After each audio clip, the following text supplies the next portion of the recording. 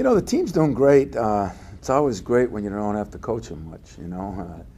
We're allowed 2 hours a week. I think this summer has been the first time ever that coaches are being allowed to say hello to players in the summer. You know, we have this 2-hour rule where we're allowed to spend time with them 2 hours a week, and it's been one of the greatest things the NCAA has ever done.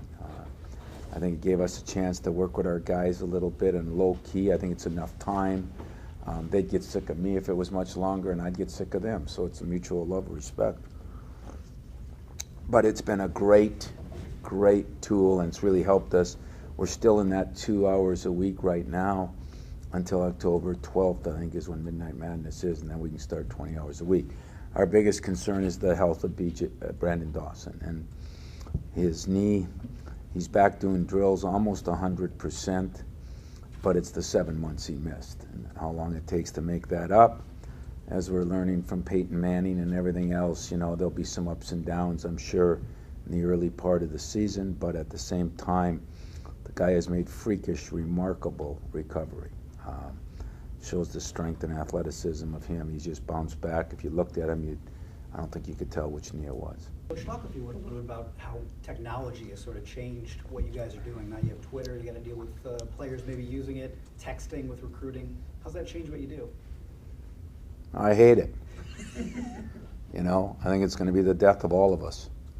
I know there's a plus to it, and communications people will be mad at me, and corporately there'll be people mad at me because it is a good marketing tool in some respects. But again, we've done what we do so well. We've thrown something out at young kids, and we said, here, deal with it. And we forgot to educate them on how to use it and how critical it can be for them, and how damaging it can be. And one thing said, you know, when I get NBA teams that walk in and the first thing they say to me on a practice is, get your kids off Twitter and Facebook because we're following. Corporations are going to be doing that. The ones tonight are going to be doing that. They're all encouraging their employers to use it, and sometimes it's a double-edged sword. So I do think, like everything else, there is a place for it, and there is some good to it, but we've done such a poor job in educating our youth, and then what we do is blame them. Can you believe how kids are today? Yeah, because it's idiots like us who have thrown things at them and just said, run with it. And then we're mad when they don't run the right way. And so I struggle with that. I mean, I do what I got to do, but I've tried to tell my guys that anytime you text, tweet, Facebook, do any of those instant messaging, you know, I got them all now, and I got an 18-year-old daughter, so just make sure what you say on there, you'd say it right here, because the TV camera is live and well, and if you feel comfortable with that, you're cool. If you don't, you're in trouble.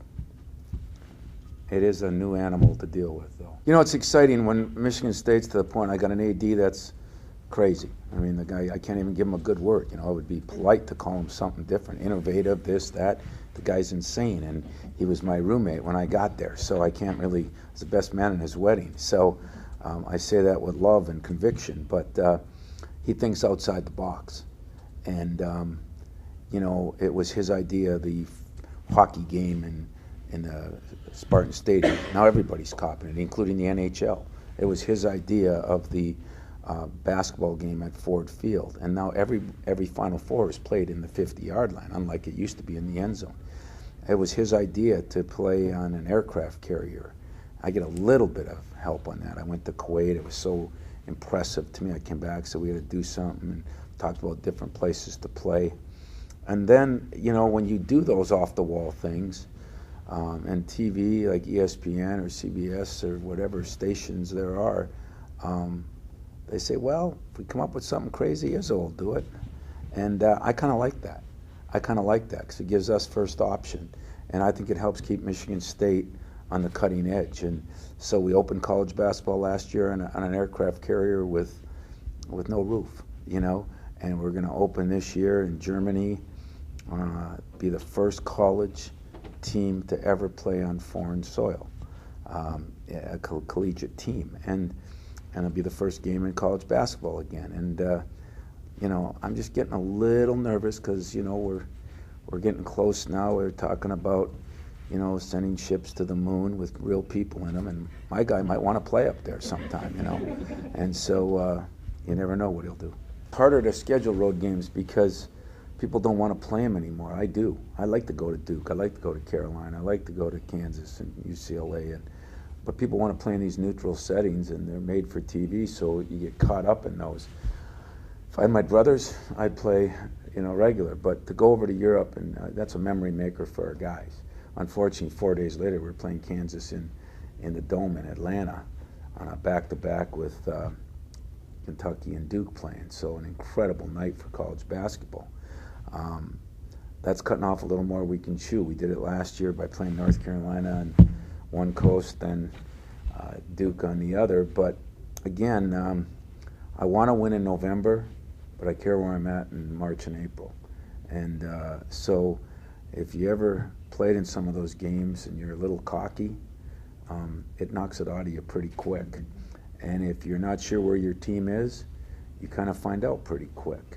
And so I've never been one. I'm not breaking anybody's record on how many games I win. I've had a couple of interests in mind. I've had a selfish interest. I want to play anywhere in the country and anywhere in the world. I want to see some of these great arenas. I have an interest in making memories for our players. That's what life's all about, is memories. And when I think of winning a national championship, and the most incredible thing I've ever done, other than watching my kid be born, was playing on an aircraft carrier. It won up the national championship. That says a lot, And with Miami down there, and Texas at home, we got a brutal schedule. Because what makes the schedule brutal is now the Big Ten is so good.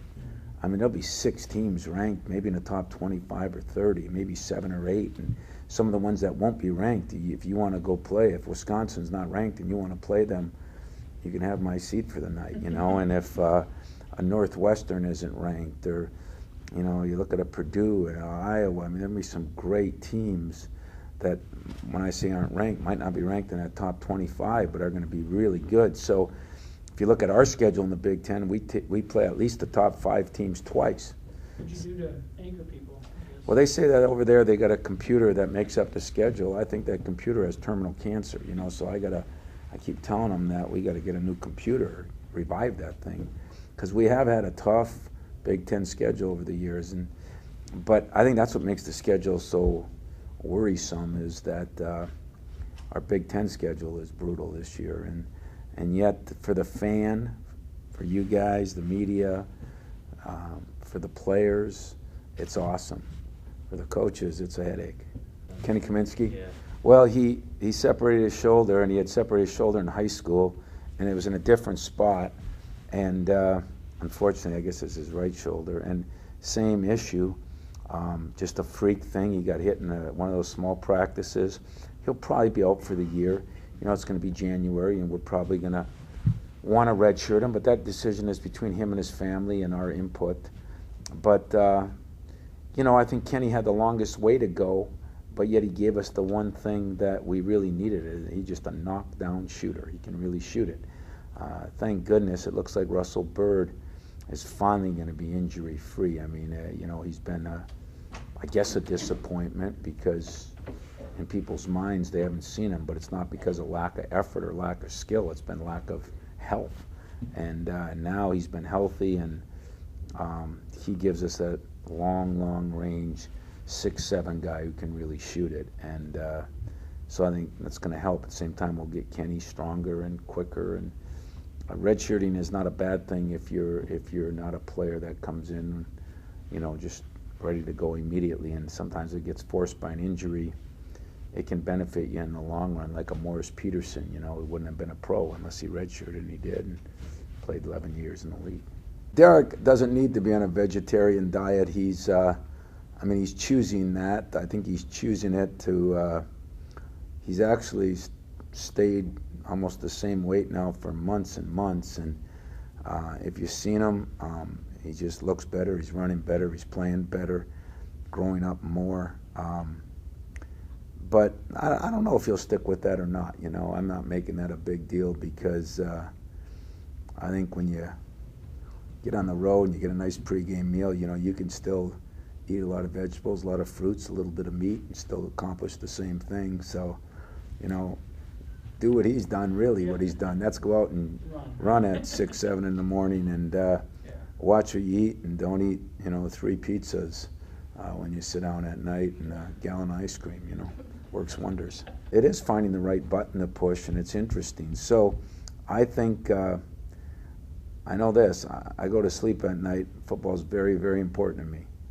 And those football weekends we have recruits up are very important to me. But I don't shudder one iota, because I love the guy we got in place in Mark Antonio. I respect them. I love their coaching staff. I think Narduzzi and Danny do a great job. So, you know, not worried right now. Just realize that we have some parts that have to get a little experience.